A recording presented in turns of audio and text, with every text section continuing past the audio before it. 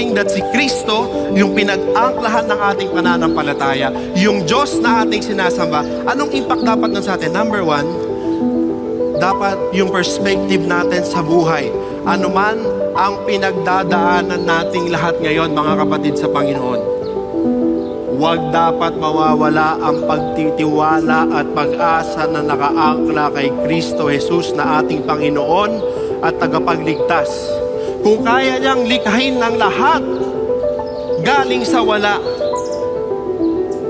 para sa pag-i-provide niya pambayad mo sa Meralco.